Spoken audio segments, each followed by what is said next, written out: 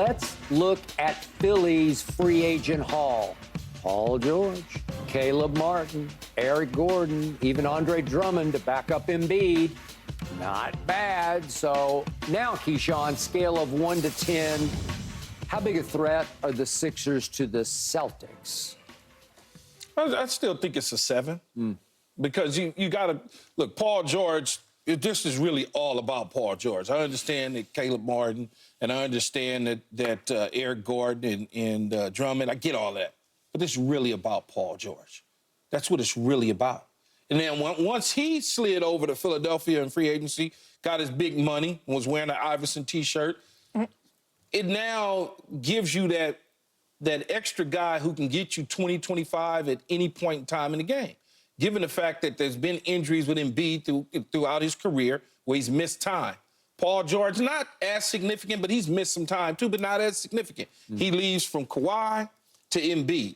If you miss Embiid for a period of time, can Paul George still, along with Maxey, have the ability to get you to an Eastern Conference final to see the Celtics? I believe so. I honestly believe that. They are better than the Knicks right now, just on the roster as it's constructed. They're a bigger team to me than the Knicks are. So, yeah, I think it's a 7. I mean, you can't just say, oh, my God, they just win. It's the dream team. No, it's not like that. The Celtics are ridiculous when you look at their top 6 guys. That's pretty good.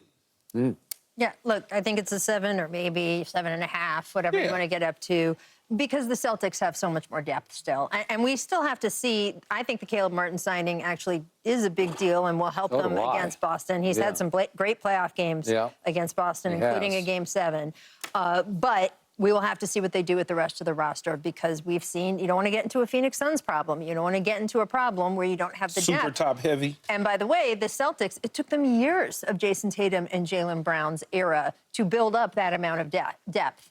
And it's what they didn't have on some of their, quote, playoff failures, because they didn't have as deep a team. So the Celtics are still the reigning favorites because of the depth of that roster, the experience now of that roster.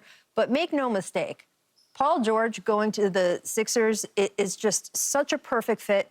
He does the thing that nobody else there does. He allows Joel Embiid now to just be even more of a force on both ends of the floor. It's going to take some of the burden off of Tyrese Maxey, who's only turning 24 years old, and still needs to have someone out there who's a more veteran presence. He can still defend, as you said, Key. I mean, he's not maybe the best defender in the league anymore, but he absolutely can defend at a top level.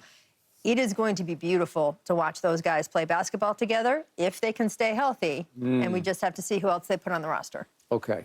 I'm going to echo Caleb Martin. That was a big deal to me because he'll start for them and play at a very high sort of second level for them. But would you even be having this conversation if it was no Paul George? No, we wouldn't be having this conversation. No. That's why it's all about Paul. It's a two-step process. You got to get both sides. Okay. And I'm going to say this about Tyrese Maxey again. He's about 6'1", and whatever he's got in his heart and soul, he gives you every last ounce every night. And he is really, really good. And he will take and make big shots. He is more the engine to that team than Paul will be, because as gifted as Paul is, I still don't believe he's that guy. I don't believe he's the superstar that you go to in the big moments, in the big games. He's more of a 1A, but he's a really, really good 1A. And yet, I disagree with your takeaway. It's all about Paul George. In the end, for me, this is all about Joel Embiid. And all the pressure is now back on him to be something he has not been so far in his career. That's a different conversation now, no, Skip. If you're telling me all the pressure's back on him because he needs to win a final and get to the finals and all that, that's correct. But we're talking about did it close the gap and get close to the Celtics? That's where it becomes all about Paul George for me. Okay. When they do play the Celtics, regular season, or if they do meet in the post, the best player on the floor potentially will be Joel Embiid every time, because he's just that. He's like in some other world. To be that huge with that touch and be able to just stroke threes. I've never seen it like it. He's like close to a 90% free throw shooter, and he'll shoot the most free throws. Under the basket. You got, but when he needs or wants to, Yeah, he he can can step out there and just easy swish it. And yet, I know so many people in and around that organization. He doesn't take great care of himself. I hope he is in this offseason. Maybe the Olympics will keep him in better shape because he feels like, although I saw some tape of them in practice yesterday and he looked pretty big. So the point is, when you're that big, it's hard to stay that healthy because your knees are going to give you trouble because you're coming down with such huge tonnage on knees that weren't made to take that kind of a pounding. Right. And he has to sort of play his way into shape most nights, and then he'll have a long spell where he'll be out because the knee is bothering him, and then he'll fall completely out of shape, and you have to sort of play his way back into shape. And sometimes it's a marvel that he gets up and down the floor the way he does. But if he could ever get and stay right through a whole playoff run, I would like their chances. I would go, if you told me, if you could guarantee me that next playoffs, he will be 100% sort of mentally and physically right, where he's not going to have a stomach ache or some migraine or something. It's always something in every playoff series. There's some, oh, he's got a knee sleeve. Oh, it's something. Oh, now it's this. Oh, if you could tell me we hear nothing wrong with Joel Embiid for the however long it is for the whole playoff run, I would go to a 10 because, yeah, if you put Paul George with Maxey and Caleb and Oubre, and I like Kelly Oubre a lot, then I'd say, oh, you got a chance. I agree you need some depth, and we're not sure how that's all going to sort itself out. But you want to talk about firepower? You want to talk about being able to match up with whoever five the Celtics put on the floor? Yeah. I would love that because they don't you can have Porzingis. I'll take Embiid. I just will. Yeah. He'll destroy Porzingis if he's right.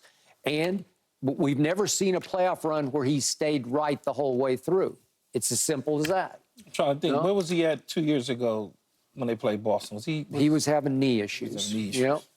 But he's always got something Look, going on. Paul George is going to change that equation, though, even the health stuff, because the physical wear and tear that Joel has to take by being the one option with not as good as Tyrese Maxey played last year, with not that level of a 1A as Paul George. Yeah, he's a 1A. It's going to affect games that Joel has to play, maybe a back-to-back that he doesn't need to play anymore because they've got Paul George. It's going to help in-game in terms of the minutes he has to play. Good. It's going to help in-game in terms of the beating that he takes, right? Paul George is going to have to be a pretty good defensive player playing physical against Paul George. That's one less guy to do that against Embiid. So I think his health is also going to benefit from Paul George being there.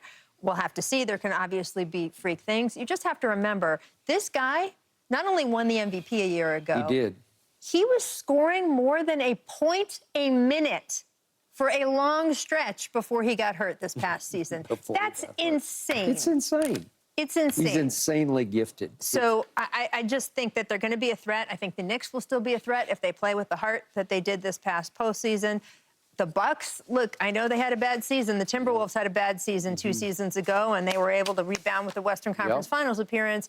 The Bucks still may have something to say. Giannis is very, very good. Dame Lillard is still very, very good. So I think it's going to be an interesting mix in the conference. Yeah. But I am so excited to see these three guys play together, especially if they can back up some of the depth, because I think that Paul George is going to do so much more for Embiid in terms of being a multiplier than just another person next to him. I think he's going to help Embiid be better physically, mentally, and he was already really good. Keyshawn, would you agree when Joel Embiid is right, when he is healthy, he's the best player in the league? Yeah, because he has the dominance like a Shaq, except he can shoot the three. He does. Shaq couldn't shoot the three nor shoot free throws. Right. So at the end, he's when you talk about just dominant force, you can't do anything with him. If I want to go out on the perimeter, I can. And if I want to get my wide trunk and put it on right there on the key, nothing you can do. He can. There are nights when I'm not sure he cares that much about winning, and there are nights when I see him get angry and locked down, and I say, that's Shaq. Yeah. You know, that. And he is in better shape than he used to be. I don't know how he reported. I don't know his weight at Team USA training camp, what he weighed in at, but he has made more of a commitment to that. So he knows that that's the direction he has to go in. No, he's high IQ. He gets it. Whew. But sometimes he doesn't. Okay, if you are a Clippers executive, Would you really be okay with Kawhi risking his knees playing in these Olympics?